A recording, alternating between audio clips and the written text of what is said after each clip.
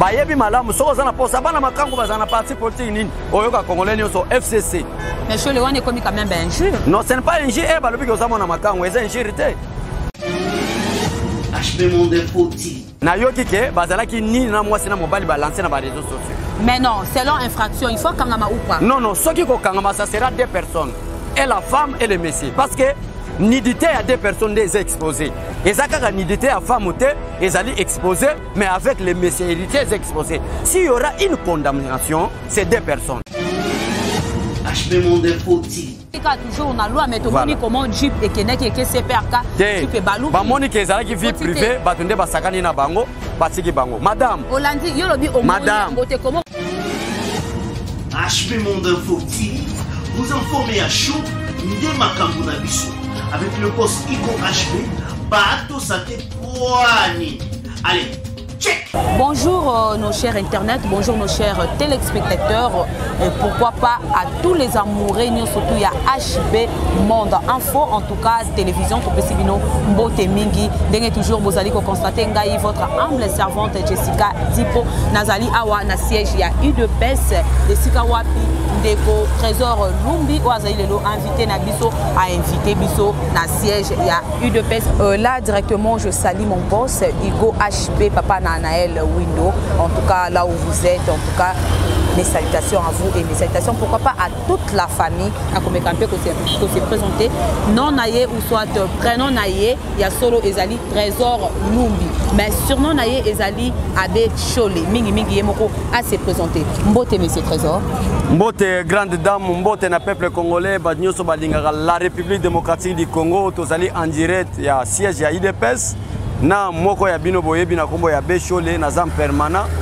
plein mobilisation comment accueillir Jean-Marc Kabound à Kabound le vendredi prochain le 21 à partir de 8h na niveau de l'aéroport Andjili oazo wuta na Rwanda o akendaki na session parlementaire panafricaine. Donc merci beaucoup. Vous abonnez à la chaîne pour être une information à IDPS et à la République démocratique du Congo. Merci beaucoup Abe Cholé, Toye Mbango na Metz, au Ezali Metz, il y a le cardinal Ambongo à Salaki, Tomoni comment a invité qui le président de la République, le président Fachi, président Aouta qui na voyage, mais Koya na Mbama président Ayaki na 4h du matin, Koya na et 10h a permis pendant quelques heures, 10h na 10h directement à pour se représenter na Metz, il y a des cardinals Ambongo. Pourquoi c'est là où soit votre avis par rapport à Wana? Non, avis Tolobani, Tolobaki, Makamo, même Félix Tshisekedi Azosala. C'est plus qu'un berger, c'est plus qu'un pasteur. Pourquoi na lobby bongo? C'est un arbitre qui est son moi Simamouké. Ambongo a détesté le résultat Félix Tshisekedi. Donc na boy polémique, mais la vérité reste la vérité. Na lingina ça la polémique parce que pour le moment polémique Wana Sili. Mais na lingina tête ça peuple congolais bisika nindo to uchi place ni tokomi pe bisika ni tozokeni. Les années passées, tant on va promulguer Félix Tshisekedi va publier comme président de la République parmi bateau basaraki ke balité la vérité des signes papa Fridolin Mbongo Azalaki. Église catholique Mobimbe Zalaki. Mais président Félix Tshisekedi na bolingo na ye na amour na ye ndenge alingaka Congo malgré ba conflit o ba memelaki madame a foutu billet a keti na Italie a participé à la création du cardinal Ambongo. En pleine mission pour l'intérêt du peuple congolais. Parce que la République démocratique du Congo a été oubliée dans le concert des nations.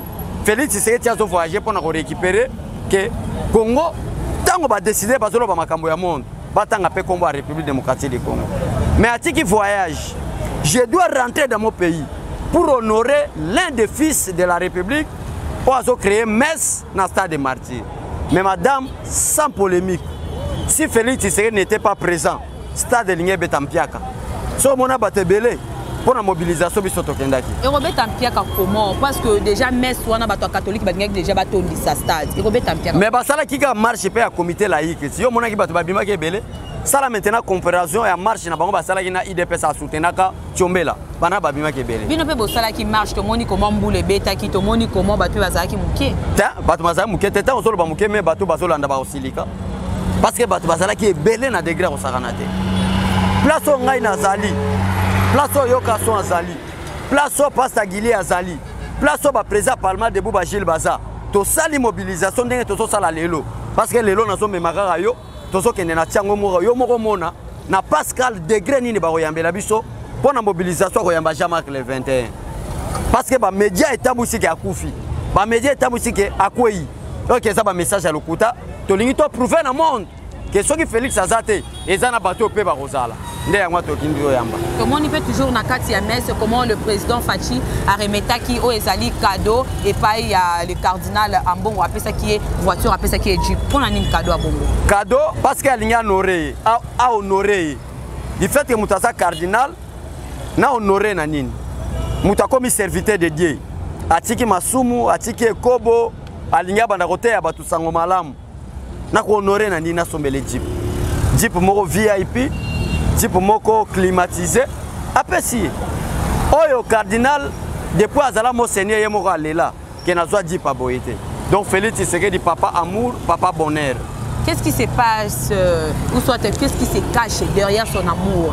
Asali angote pona sima asala mo loko moko boy tellement le cardinal Ambongo aboya ki koya jour ye akoma ki président soit jour ye après ta ki sermon na ye et le rôle n'est bomba mina kati wana. Et le rôle bomba mité sauf que ouais la lutte de l'IDPS est basée par l'amour.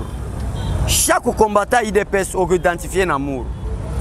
Lokola lelo na sala mobilisation mama na biso moko ya ndundu. Mama na biso moko ya ndundu asana ba buto ebimi ebele ezo sale vraiment à l'aise était mais sa combattante. Azo luka mo ba pomade poete apakola. Na ebisa ki aleka lelo. Zelo comme on attend toloba opération 1000 francs congolais pour na sauver maman na biso ndunda so ba pomade yo mo komona. Comment est-ce que ba combattant bazana bolingo. Félix Tshisekedi azosala amour kaka o Tshisekedi atikela biso. Et loko mabe zo bomba maté et loko mabe eza cachette ezaka ke la lutte de l'IDP c'était là pour l'intérêt du peuple congolais. Du fait que Ambongo aza congolais ata réclamant qui vérité désir mais toujours considérer le corps congolais nous devons les sauver et les soutenir. Qu'est-ce qui se passe entre FCC et UDPS? Et là, on va jusqu'à présent, nous sommes en coalition, sauf que tu mets Bango en garde. Tu mets Bango en garde que le président de la République n'est pas votre collègue. L'IDPS n'est pas un parti à blaguer. Les cadres de l'IDPS ne sont pas des aventuriers comme vous. Alors, mettez-vous en garde. Namikole Koya, bon ça la sous déclaration en athée. Mais tout le monde a la déclaration, tout ça comme si ça était. Mais n'engue pas le babongo. Ils ont même habitué déjà dans ma place au Kana, l'article 148 de la Constitution. Bozo Kana boken des places parce que tout le monde est contraire de le président Jean-Marc Ndé Aloba Kalobi Soki Koutou. Va continuer les souffles na bango bazo sala mon memima qui balobara toujours à soi na raté à bunda raté mais cette fois-ci bo kitisa ma qui peut beaucoup réagir. Il y a un problème? Ouais, il y a un problème. Vous savez, il y a des plateformes au bat 50 places moko. Plateforme ya bato bazana batata na mabama bien éduqué. Na plateforme ya ben discipliné politique. Banani de ben discipliné. FCC. Yo yebi ango bien que FCC ce sont des indisciplinés. IDP c'est ça seul parti politique ya bata malamu motema malamu. Wana eza selon yo to selon batu nyonso. Selon la République démocratique du Congo et les Congolais. Ozolanda. Ba yebi malamu soko zana posa bana makangu bazana parti politique nini oyoka Congolais nyonso FCC. Mais chez le wana est comme quand même injure. Non, ce n'est pas injure eh balobi que ozamona makangu eza injure. Injure pourquoi? To fingi mutute to lobi que non ba manifester indiscipline na bango. Bazala ki batumo to linga to fouiner le passé. Bazala ki batumo ba mérita ki cacho. Mais au nom de la paix, Félix Tshisekedi je ne peux pas fouiner le passé. Parce que dès que Félix Tshisekedi va lancer l'opération de fouiner le passé, Kabila sera arrêté, Obé Minaku et tous les membres à FCC. Alors, to boy ko fouiner le passé au nom de la paix, balingi ba mona ke Félix Tshisekedi aza mutabanga. Si je comprends bien, FCCP, Vandakite REO qui est président Jean-Marc Alobi Bongo, FCCP et Vandakite Bango peut agir ça qui Bango peut réagir ça qui. Bon, Bango peut réagir. Réponse na Bango de Bangi Sibino. Yangona Kasina Ibso que nous ils des plateformes. Voilà. Des indisciplinés et des gens qui sont très bien disciplinés. Ozolanda madame, nous sommes très bien disciplinés, très bien éduqués et ils ont des Bango. Alors, biso sigo to prouver Bango le contraire que c'est le président de la République qui a ses pouvoirs de dessous de l'Assemblée nationale. Dès qu'il n'y a pas le respect des principes constitutionnels, dès qu'il y a manque de respect envers les garants de la nation, dès qu'il y a le manque de respect à l'égard du gouvernement, à ce moment-là, et je peux s'en dissoudre. Ce n'est pas nous, c'est le principe constitutionnel. Mais c'est quand même Boyo Kanaki a bécholé, c'est le Boyo Kanaki. Boyo Kanaki. Non, non, non, non. Notre Rosala n'a pas cité, il faut bien lire la Constitution. L'article 78. Le président nomme le premier ministre au sein de la majorité parlementaire. Du fait que le président de la République n'avait pas obtenu la majorité parlementaire, je dois chercher à identifier la majorité parlementaire. C'est conformément aux dispositions constitutionnelles. L'alinéa 2 maintenant parle, le président de la République doit nommer un informateur pour aller identifier la majorité parlementaire. C'est la raison de cette coalition, madame. Mais que dit l'article 148? Au cas où maintenant le président de la République va constater qu'il y a une crise persistante entre le gouvernement et l'Assemblée nationale, et puis si maintenant le président de la République, il y a qu'à dissoudre l'Assemblée nationale. Mais que dit encore la Constitution après la dissolution de l'Assemblée nationale?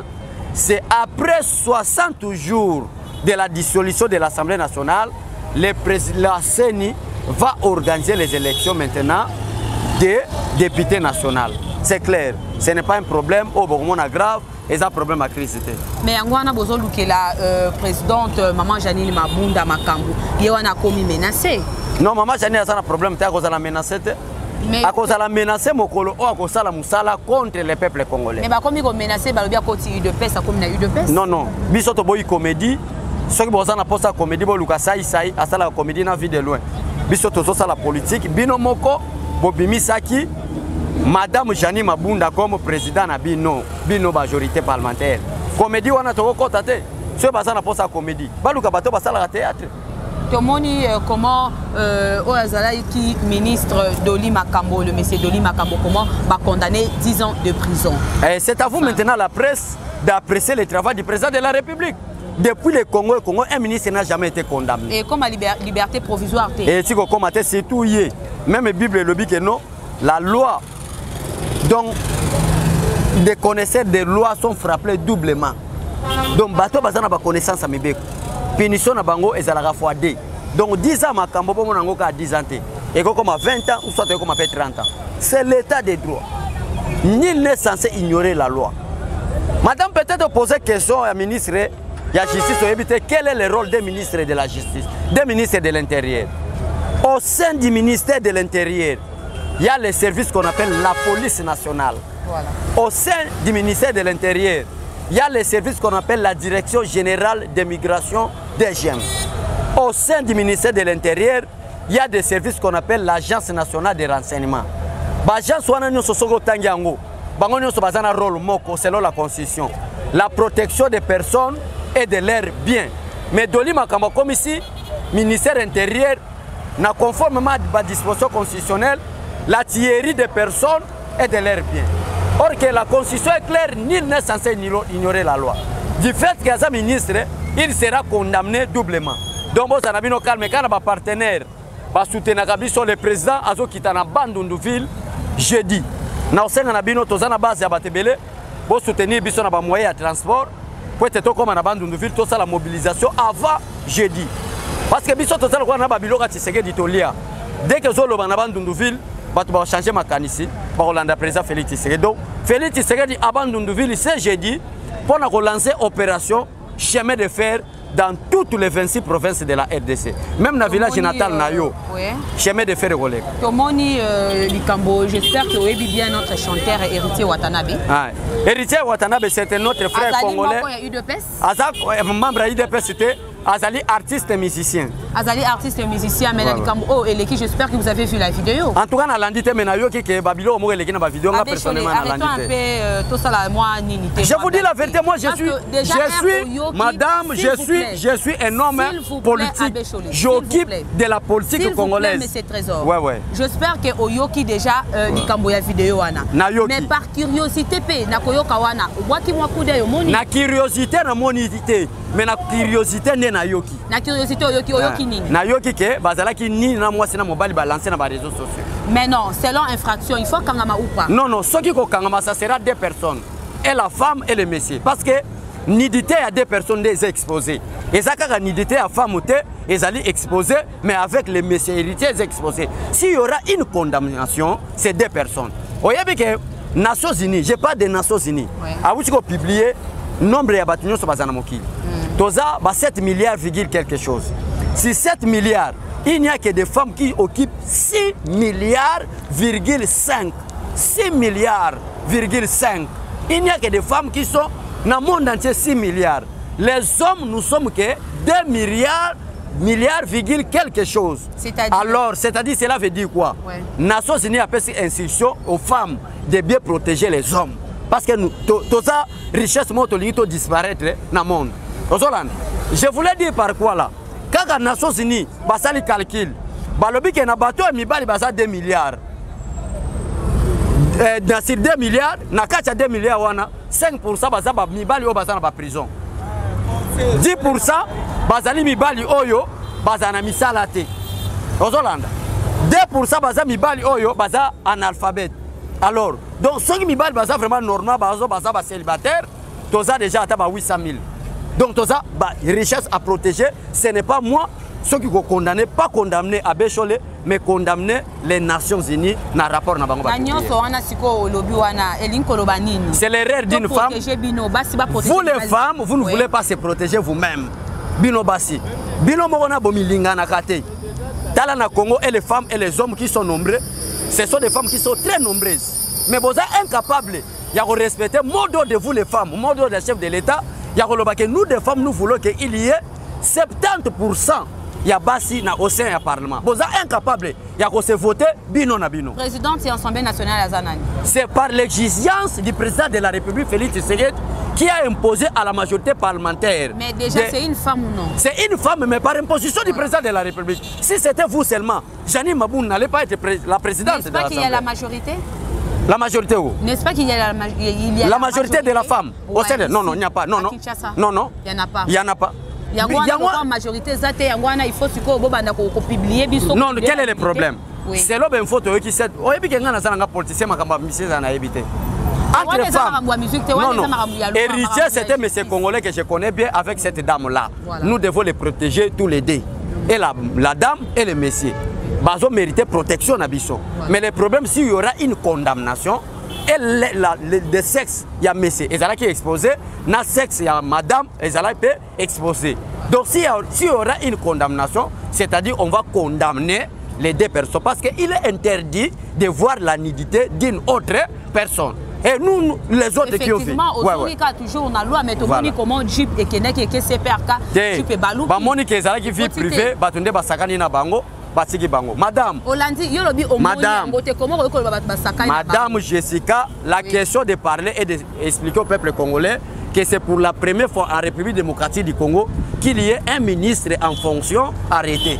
Mais ce qui ministre Azali arrêté, et bon musicien. Musicien, voilà. Yo m'ont posé ces questions. Si le ministre est posé, voilà. Donc, le ministre a des préséances qu'un musicien.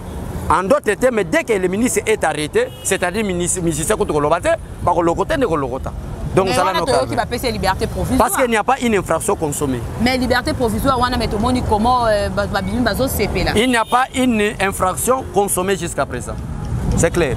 Et voilà nos chers téléspectateurs, vraiment, et nous voici presque à la fin de notre émission. Maître aussi, Lisa, bongo vraiment, parce que on a tout ça qui n'a monsieur Abbé Cholé, Obino, Messana, Obengaye, surnom Naye, mais monsieur Trésor Lumbi. Monsieur Trésor Lumbi, vraiment, merci beaucoup pour votre disponibilité. Merci, grande dame. Mot de la fin, le président de la République, parce que nous avons biso, Tobanga Liwa et Souter. Un philosophe, moi, le bala mort n'est rien. Non, mais on ne vit qu'une seule fois. Il y a la vie ou la mort. Il y a la vie ou la mort.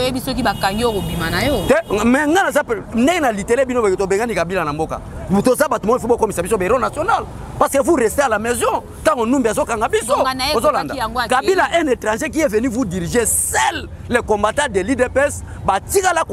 Jamais Kabila comme président de la République. Vous avez un problème avec Kabila? Je suis contre Kabila jusqu'à présent.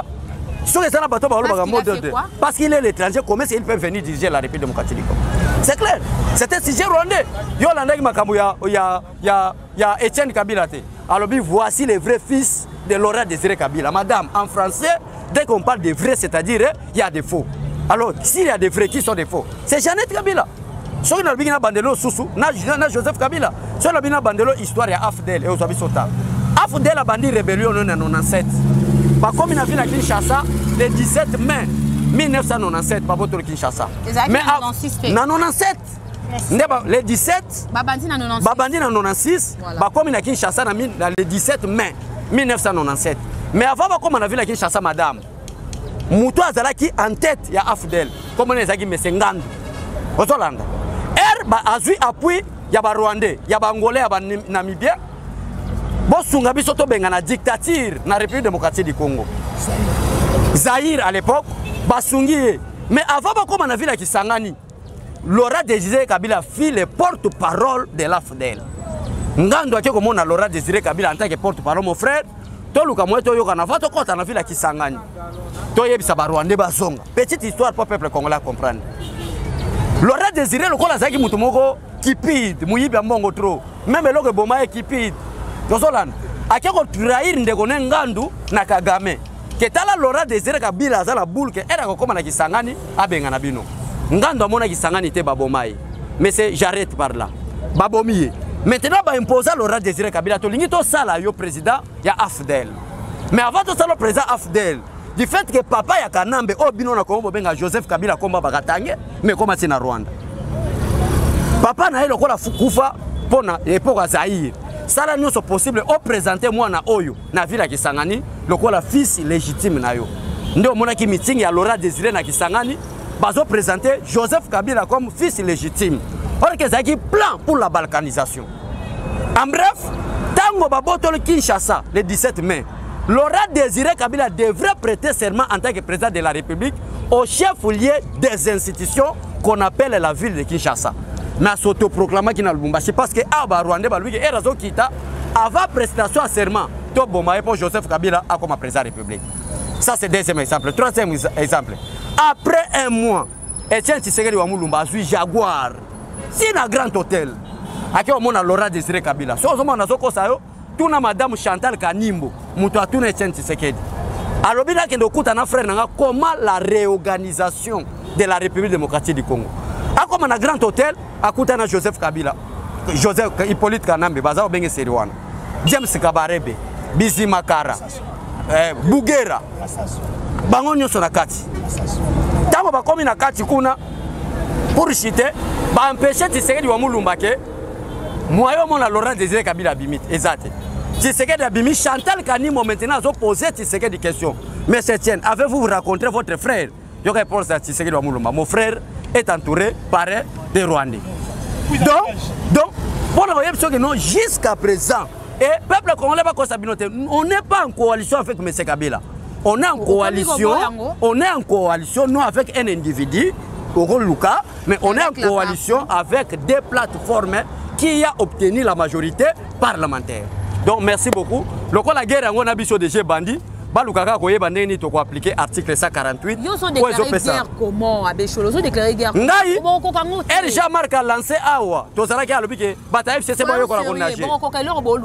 Kabila tiki kutu suke belé na mutuna mande fachete c'est to bengane na pouvoir. Ndeko longola ba na coalition de même biso problème. Attends, bozo bangate. Toko bangande ni tala. Soko za homme spirituel, une femme spirituelle, tuna bato batika suke belé na mandefu. Elingi ko lobake loko na zana ngona kotika te. Mais Félix Tshisekedi yo kama kambo sakana na Kabila. Alors mon frère, ça fait longtemps au tiki suke comme so mutu munena mandefu milai. Mais pour ya na jour ya alternance, il faut kata suki na mandefu. Kabila kata ra kata mandefu. Siko kana ko boma coalition de omona ngobashi. Et voilà, nos chers téléspectateurs, vraiment là c'était Abbé Cholé, mais c'est Trésor Lumbi. Oh, Wapito, mais qui est Trésor Lumbu. Je suis Mubunda Idiofa Lumbu. On a eu un batebele, ouais, na mona batebele, balobi, on a vu un madidi, so ok na batagungu. Ba yebisa batagungu ke toyoka ki aza mutakota Idiofa. Ok na bata Idiofa balobi toyoka ki aza kota masimani. Mais on a soni parce que bientôt là, M. Fayoulou déjà na président Tshisekedi donc bazo sangana, ba sala ilo moro bien aussi. Fayoulou, tala. L'IDPS, ce n'est pas Félix. Demandez, l'IDPS, c'est la base. si c'était Félix lui seul balinga bateka IDPS na Genève. Et voilà lui de Yokana nous na yebisa yo. Biso tokotika jamais concepter un aventurier ameka kosakana na président na biso. Merci beaucoup. Prochainement to robeta li solo et rozala ya kovanda poto beta vraiment li solo na kati. Balobi kambo ya ngonga déjà réalisateur a signalé déjà wana na moni motoza na sima ya bilili na moni imake président Chilito Mushashino maman Angèle Mpumbu na Virginie. Merci beaucoup. Madame merci na Kalate Toto Kitabandunduville. Moi Bapolo ya Fati. C'est toujours qu'il est Bampangi président Félix Kita na Bandunduville. Alingi Koloba mingi na Rosela Binoye vraiment même pendant 2 heures du temps Aloba a expliqué au Nyon surtout Azanango vraiment na kati na lingi bino mingi et pourquoi pas na équipe technique Mobimba ya HBM Info en tout cas ou soit encore HB Monde Info Télévision na lingi bino mingi. Bon s'abonner massivement, au revoir et à la prochaine. Merci. HB Monde Info TV vous informez à chaud de Makambo na biso avec le boss Igo HB Bato Sate Kwani. Allez, check.